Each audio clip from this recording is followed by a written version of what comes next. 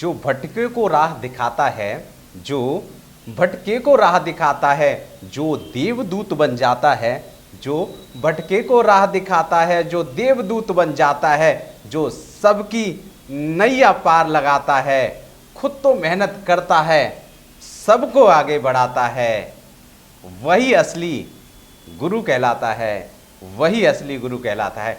नमस्कार दोस्तों, मैं हूं राजेश आर्य और आप देख रहे हैं बड़े चलो न्यूज। राष्ट्रीय बाल भवन के अध्यापकों की हो रही है दुर्दशा, कोई सुनवाई नहीं है। सरकारें खामोश, गुरु यानी अध्यापक यानी शिक्षक यानी राह दिखाने वाले। जहां गुरु दिवस आने वाला है वहीं गुरुओं की दुर्दशा देखने को मिली है। जहां सरकारें नौकरी देने के लिए बड़े बड़े वादे कर रही हैं, वहीं नौकरी कर रहे बाल भवन के अध्यापकों को सम्माननीय सैलरी भी नहीं दी जा रही। जी हां, राष्ट्रीय बाल भवन एक ऐसी सरकारी संस्था जिसने मासूम बच्चों को भला करने की एक मुहिम चलाई थी, जिसमें बच्चों को क्रिएटिव एक्टिविटीज के लिए सन 1980 से लेकर अब तक लगभग 52 बाल केंद्रों की स्थापना की, जिसमें 108 अध्यापकों को इन बाल केंद्रों पर पढ़ाने के लिए रखा गया, जो अब सिर्फ 63 ही बचे हैं। शुरुआत में इनकी सैलरी सिर्फ 240 रुपये महीने के लगभग हुआ करती थी, लेकिन आज भी इनकी सैलरी लगभग 12,000 रुपये के आसपास ही है, जो सरकार के मिनिमम वेजेस के मुताबिक बहुत कम है, लगभग आधी सी है। ये वही गुरु हैं जो देश के बच्चों का जीवन बनाते हैं, लेकिन इनकी तरफ सरकारें आंखें बंद कर लेती है, क्योंकि इन अध्यापकों पर टीचर होने का टैग लग जाता है। इसके बाद ये कुछ और कर नहीं सकते, लेकिन फिर भी देश और मासूम बच्चों की वजह से इस कार्य में तन मन धन से लगे रहते हैं। लेकिन राष्ट्रीय बाल भवन सिर्फ बच्चों के बारे में सोचता है, ना कि उनके बारे में जिन्होंने बाल भवन का साथी बनकर इन बच्चों को सफल बनाने में मदद की। आज ये अध्यापक खुद एक मासूम बच्चे की तरह इन अधिकारियों के आगे मुंह ताक रहे हैं। इसी के चलते 31 अगस्त को राष्ट्रीय बाल भवन के गेट पर इन अध्यापकों ने शांतिपूर्ण प्रदर्शन किया और अपने मन की बात रही। इनकी पीड़ा को इनसे बात करके ही महसूस किया जा सकता था, जो हमने किया। देखते हैं ये रिपोर्ट।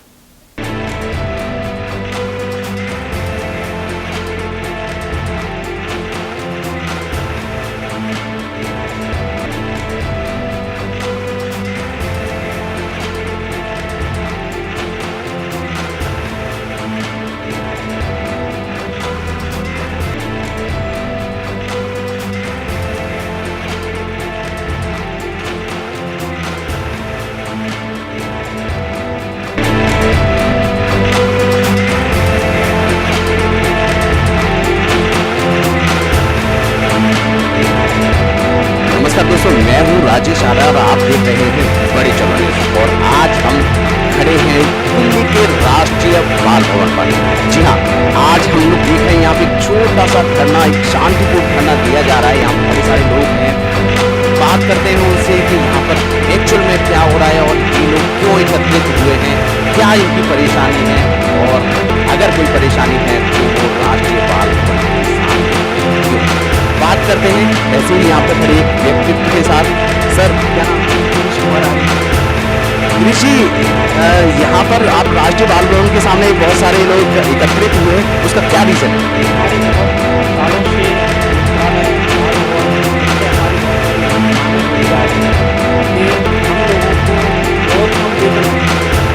पार्ट टाइम के नाम पर हमारे साथ इस तरह का प्रार्थना की, और आज हमारा प्रार्थना के तहत ही करना है, प्रदर्शन है कहीं अपना शांतिपूर्ण, जिससे हमारी जो मांगे हैं ना तो कोई सुविधा नहीं दी जाती है। माफ ये 12,000 उसका वह 12 और 2012 से कोई परिश्रम नहीं, हमारा नौकरी नहीं गया, हमारे परिवार है, बच्चे हैं, तो किस तरह से इस महंगाई में किस तरह से पढ़ सकते हैं। हम नाम के शिक्षक लेकिन हमारे घर के हालात देखेंगे तो ये बहुत दयनीय है, इतनी दयनीय है। और हम प्रशासन से बहुत सालों से गुजारिश करते आ रहे हैं, प्रार्थना भी करते आ रहे हैं कि डायरेक्टर हमने मिलने की प्रार्थना की पीछे 1 महीने से, लेकिन उन्होंने हमें मिलने तक का टाइम नहीं दिया।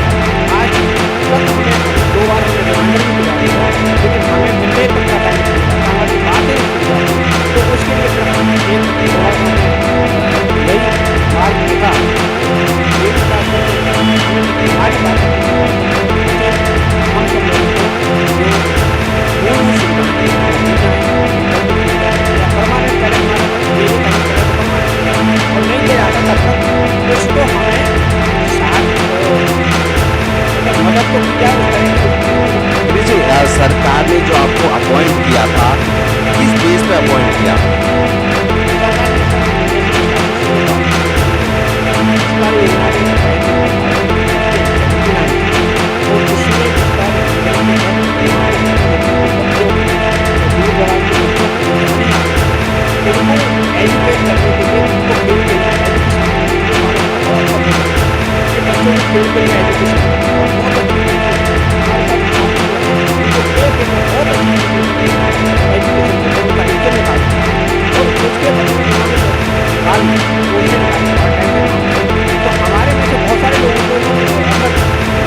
सुपरवाइजर बना दिया, किसी को अंदर अकाउंट दिया गया, तो हमें सबको आशा थी कि हमारा भी ये सुधरेंगे। तो लेकिन उसके बाद उन्होंने हमारा साथ देने बंद कर दिया, बहुत सारी चीज़ें बंद कर दी, मतलब अब हमारा सरकार में लेकिन अभी तक आज तक कोई सुनवाई नहीं। आपका कहना ये है कि आप गवर्नमेंट के पैनल पे नहीं थे, आप डेली बेसिस पे अपॉइंट किए गए, आप में से ही कुछ कर्मचारियों को इन्होंने परमानेंट बेसिस पे अपॉइंट कर दिया है, लेकिन आपको अपॉइंट नहीं किया जा रहा है, ये आपको अब आपकी डिमांड क्या है? आप क्या चाहते हैं सरकार से कि वो आप सैलरी बढ़ाएं या फिर वो आपको परमानेंट अपॉइंट करें, क्या चाहते हैं?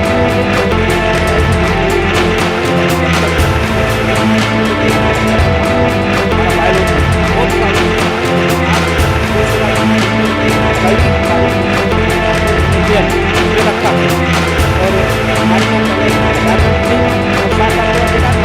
कुछ नहीं करके केवल कागज देते हैं, कागज करके सबको दूसरे बढ़िया कपड़े भी नहीं रखते और सब कहते हैं कि आप देगा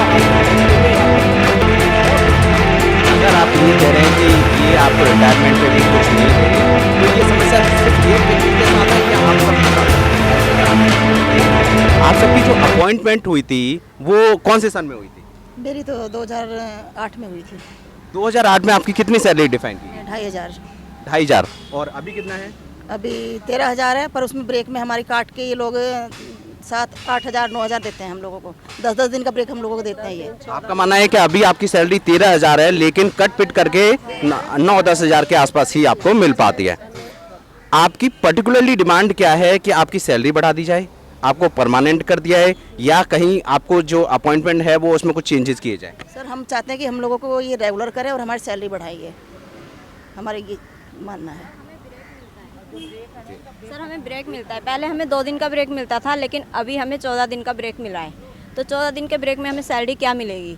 और मैं 93 से यहाँ पर हूँ और मेरी यही एक इनकम है, तो हम अपने परिवार को कैसे चलाएंगे? आपका मानना ये है कि आपको जो ब्रेक दिया जाता है उसकी भी सैलरी काटी जाती है क्या? जी हाँ जी, वो ब्रेक काट लिया जाता है हम और लोग। वो कितने दिन का ब्रेक है? अभी इस बार 14 दिन का है। 14 दिन एक साल में? एक साल में नहीं सर, 3 महीने पूरे नहीं होते, दोबारा से बोलिए। 89 डेज पूरे होते ही साथ ही आप ब्रेक दे देते हैं लोग। आपका मानना है कि आपको 89 डेज जॉब करना होता है, उसमें से भी 14 दिन आपके काट लिए जाते हैं, उसकी सैलरी आपको नहीं मिलती है? दिन कभी 5 दिन कभी 6 दिन ऐसे ही करता हुआ आ रहा है। अगर पहले नहीं होता था, पहले सिर्फ 2 दिन का ब्रेक मिलता था हमें, और अगर ज़्यादा ब्रेक हो गया तो हमें उसकी सैलरी मिल जाती थी, लेकिन अब ऐसा कुछ नहीं होता, अब पूरी सैलरी काट ली जाती है हमारी। अच्छा मैम, क्या नाम है आपका? शिप्रा। आप लोगों ने ये जो परेशानी चल रही है उसके लिए लिखित प्रयास क्या किए?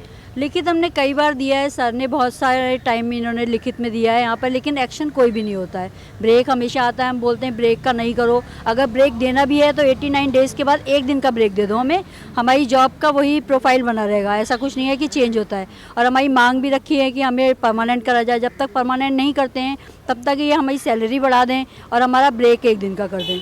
जैसा कि आपने कहा यहाँ पे 89 डेज की मैं बात सुन पा रहा हूँ, यहाँ 89 डेज का मीनिंग क्या है सर?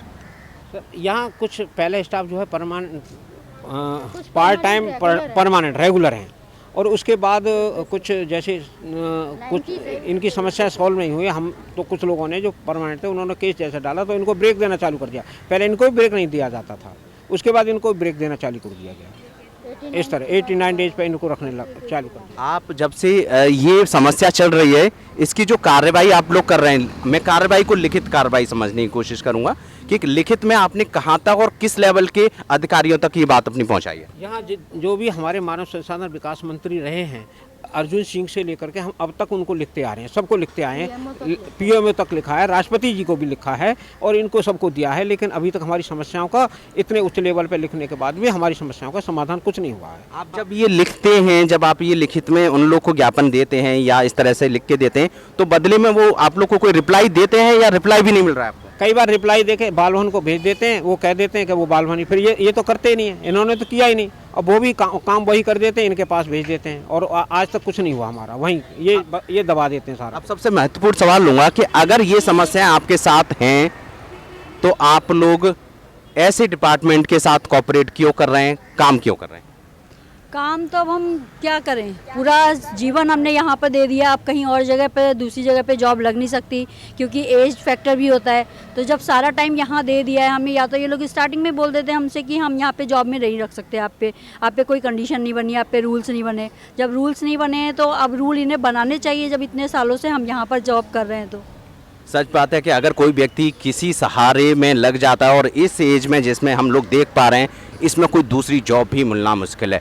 ऐसे में एक सहारा थी राष्ट्रीय बाल भवन, जो लगता था कि इनको इस तरह की जॉब में या तो परमानेंट करेगा या सैलरी बढ़ाएगा, लेकिन ये समस्याएं ज्यों क्यों त्यों चली आ रही है, जिसकी वजह से ये सारे लोग परेशान हैं। अब मैं किसी से और क्वेश्चन भी लूँगा कि मैम सर जी, इस समस्या को आप इतने समय से झेल रहे हैं, आपका अपॉइंटमेंट कब हुआ था?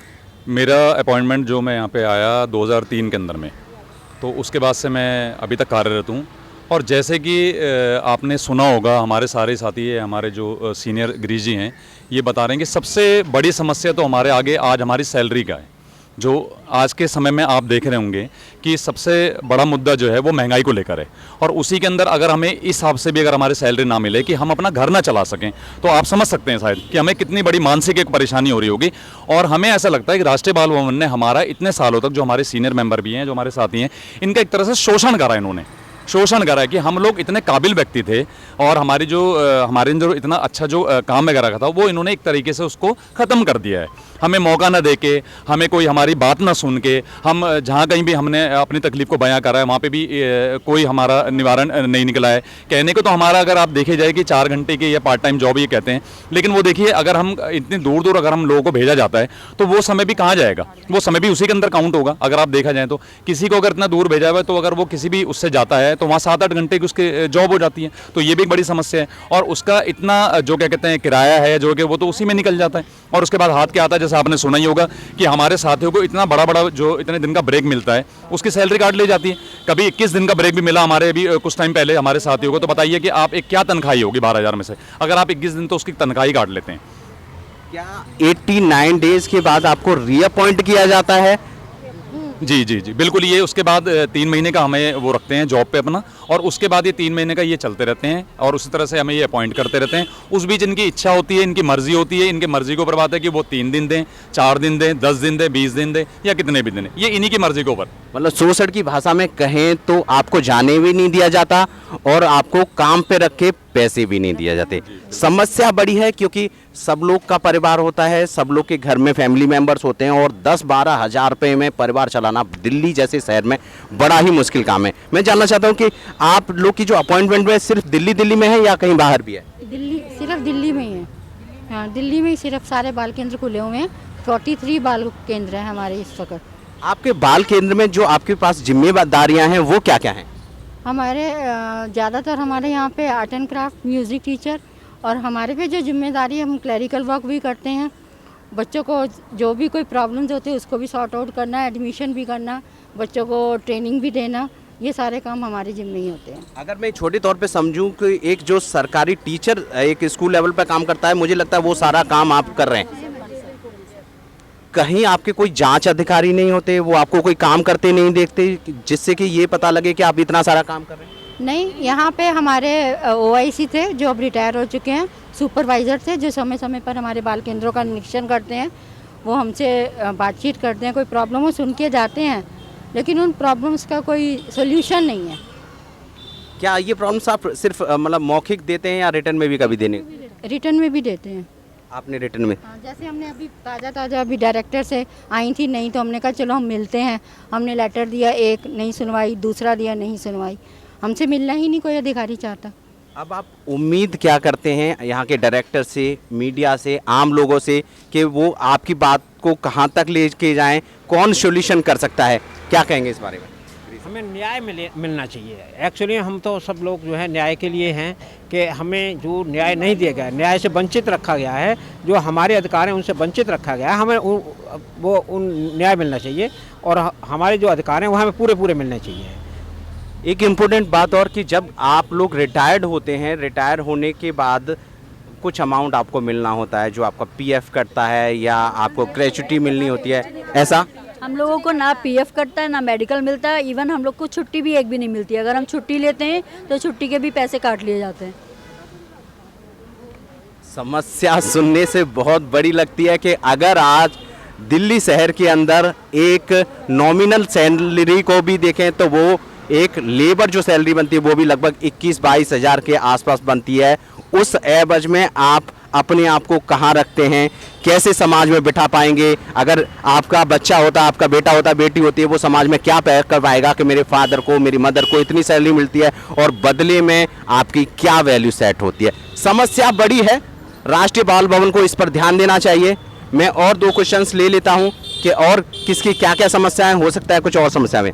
मैम, आप क्या कहना चाहेंगे? मेरा नाम रीमा शर्मा है और 1996 में मेरा अपॉइंटमेंट हुआ था एज ए डांस टीचर।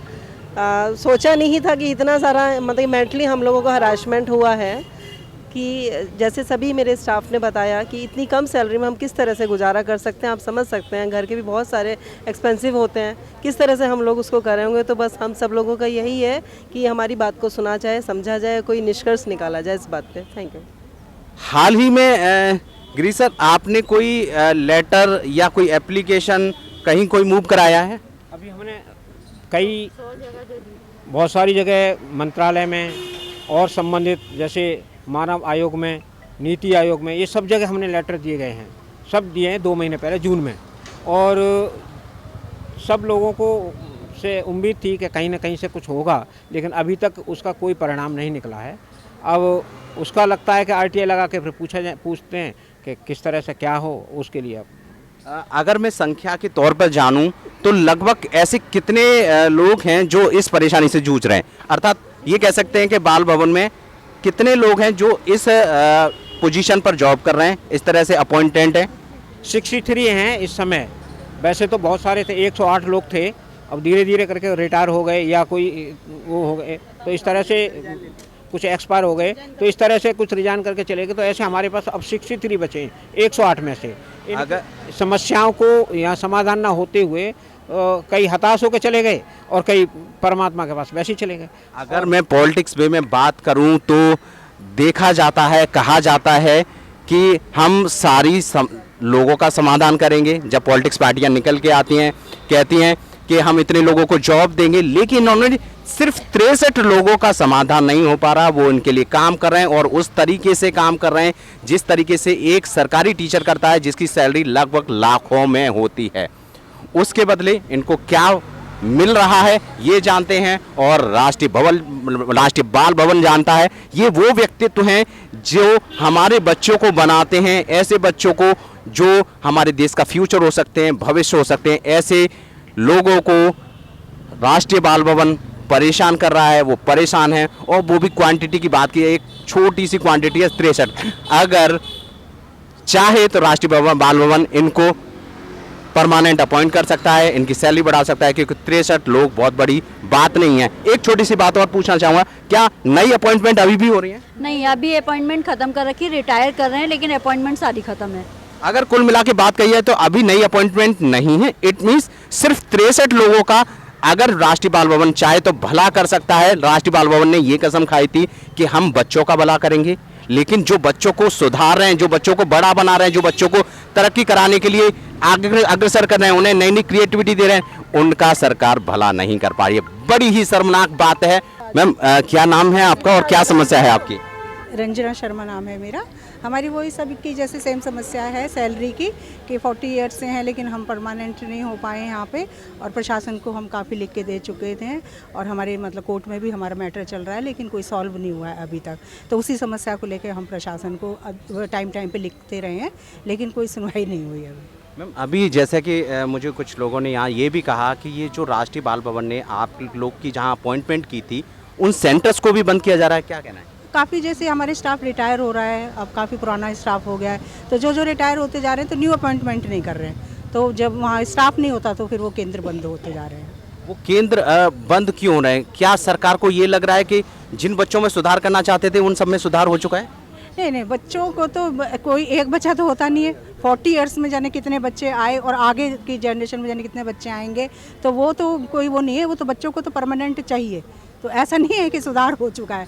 ये तो स्किल डेवलपमेंट के लिए है, तो बच्चों के लिए तो हमेशा ही चाहिए। तो बाल भवन इस बात को नहीं कहता कि बच्चे तो आते ही रहेंगे, टीचर्स की भी ज़रूरत है, और जो हम छोटे बच्चों में देते हैं वही देश का भविष्य बनते हैं, वही उनका फ्यूचर बनता है, वही लोग चोर बनते हैं, वही लोग अधिकारी बनते हैं। तो उन लोगों को सुधारने का काम ऐसा है, तो ऐसे में जो बेस से काम करते हैं, जो जड़ हैं, आप उस पर काम कर रहे हैं। अगर उसी को अपॉइंटमेंट नहीं किया जाएगा, उनको अच्छी सैलरी नहीं दी जाएगी, या उन सेंटर्स को बंद किया जाएगा, तो आगे क्या फ्यूचर है उनका? ये बिल्कुल, क्योंकि ये जो हमारा हम तो खेल खेल में बच्चों को स्किल डेवलपमेंट कराते हैं बच्चों की, और जो बच्चों के अंदर की भावना है उसको उभारते हैं हम तो कभी भी ये नहीं चाहेंगे कि ये बंद हो, और बच्चे इसमें बहुत रुचि लेते हैं, बच्चों को बहुत आनंद आता है। लेकिन इंटरनल क्या प्रॉब्लम है, उस प्रॉब्लम को हम नहीं सॉल्व कर पा रहे हैं। 40 साल से हम लोग भी लड़ रहे हैं इस बात के लिए, तो हम चाहते हैं कि वो प्रॉब्लम हमारी सॉल्व हो और बच्चों के लिए अच्छा मतलब जो भी हो और बेटर हो।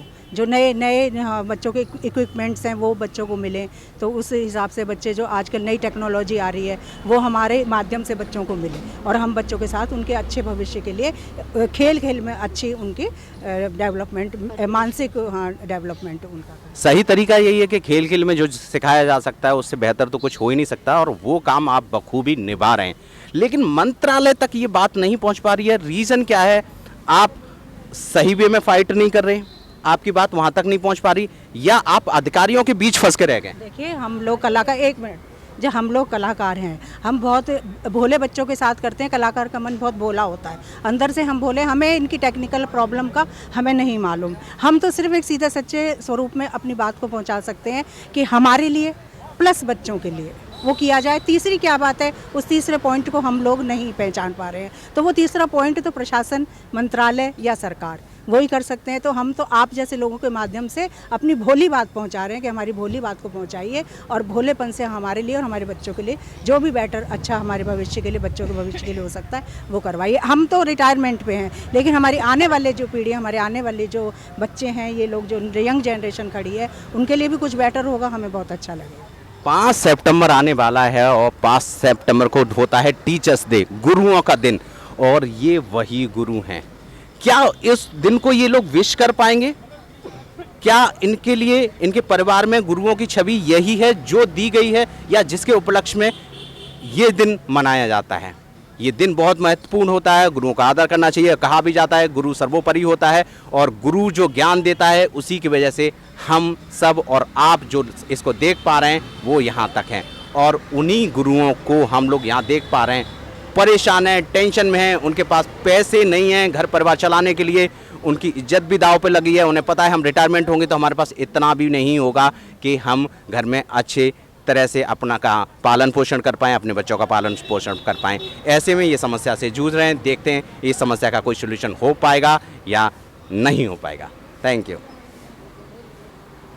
तो ये थे स्वतंत्र भारत के बंधे हुए अध्यापक। अपने हक की लड़ाई लड़ते लड़ते 108 से अब सिर्फ 63 ही बचे हैं।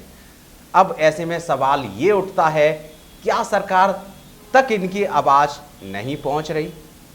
क्या देश में बच्चों को इन बाल केंद्रों की जरूरत नहीं बची है?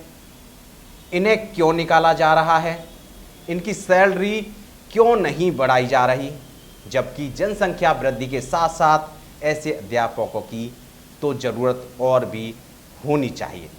अब ये सवाल है कि उन जन सेवकों के लिए जो बड़े बड़े वादे तो करते हैं, लेकिन ज़मीनी स्तर पर उन गुरुओं की दुर्दशा देख रहे हैं, उन्हें परेशानी में देख रहे हैं। देखते हैं इन गुरुओं का क्या होता है, इनके लिए कौन कौन आवाज़ उठाता है। हमने इस खबर के जरिए आवाज़ उठाई है। हमें लगता है हमारी तरह आपको भी इस बात पर, इस मुद्दे पर आवाज़ उठानी चाहिए। इस वीडियो को आगे बढ़ाकर उन लोगों तक इस खबर को पहुंचाकर जो इन लोगों का भला कर सकते हैं। आखिर ये हमारे देश के और उन बच्चों के गुरु हैं जो देश का भविष्य बनने वाले। मैं राजेश आर्य इसी खबर के साथ लेता हूं विदा। फिर मिलेंगे ऐसी किसी खास खबर के साथ। और अगर आपने हमारे न्यूज़ चैनल को सब्सक्राइब नहीं किया है तो जरूर कर लें, क्योंकि ऐसी ही कुछ खास खबरें यहाँ पर मिलती रहती हैं और हम इसके बहाने से आपसे भी कनेक्ट रहते हैं। नमस्कार, बाय बाय, टेक केयर और बड़े चलो।